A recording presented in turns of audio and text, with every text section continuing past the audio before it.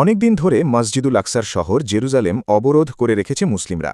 আর থাকতে না পেরে শহরের নেতারা সিদ্ধান্ত নিলেন আত্মসমর্পণ করার।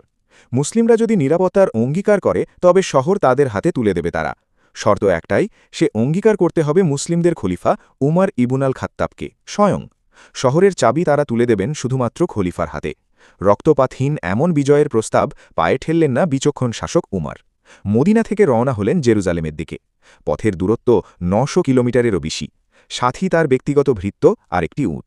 সরকারি কাজে যাচ্ছেন, কোথায় দুটো তাগড়া উট নেবেন তার বদলে নিয়েছেন এমন একটা দুর্বল উট যে দুজনকে একসাথেই নিতে পারে না। শুল্কমুক্ত গাড়ি এনে বিক্রি করা মানুষগুলো আমাদের নেতা। আমরা কিভাবে বুঝব একজন সত্যিকার মুসলিম দেশকে কিভাবে ভালোবাসে? জনসাধারণের অর্থ কিভাবে আগলে রাখতে হয় তা আমাদের কে বোঝাবে? পথিমধ্যে ভৃত্যের সাথে উমরের চুক্তি হল। একজন যখন উটের দড়ি ধরে পথ চলবে আর একজন তখন উটে বসে বিশ্রাম করবে। কোথায় বিশাল এক ভূখণ্ডের শাসক আর কোথায় একজন সাধারণ ভৃত্য। মানুষ হিসাবে অধিকারের দিক দিয়ে দুজনেই সমান। কষ্টকর সফর শেষ, এবার জেরুজালেমে ঢোকার পালা। অবরোধকারী মুসলিম সেনাবাহিনীর তো ঘটনা দেখে চোখ কপালে।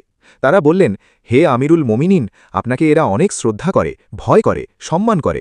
আপনি যদি এভাবে উটের দড়ি নিয়ে হেঁটে শহরে ঢোকেন তাহলে এরা কি ভাববে? আপনার সম্মান কোথায় থাকে আর আমাদের সম্মানই বা কোথায় থাকে? সারা রাস্তা এভাবে এসেছেন ভালো কথা, এখন অন্তত আপনি উটের পিঠে বসুন। উমর রাজিয়াল্লাহ তাআলা আনহু, আল্লাহ তার উপর রাজি খুশি থাকুন, বোঝাতে চাইলেন যে এই ভৃত্যের সাথে যে চুক্তি হয়েছিল তার অংশ হিসাবে যখন সে হেঁটে এসেছে উমার তখন বিশ্রাম করেছেন। এখন তার বিশ্রামের সময়ে যদি উমার না হেঁটে আবার উটের পিঠে চড়েন তবে তো সে চুক্তি ভঙ্গ হল, বেইনসাফি করা হল। এক ভৃত্যের সাথে যে চুক্তি রাখতে পারে না সে এত দূরের মানুষদের প্রাপ্য কিভাবে দেবে?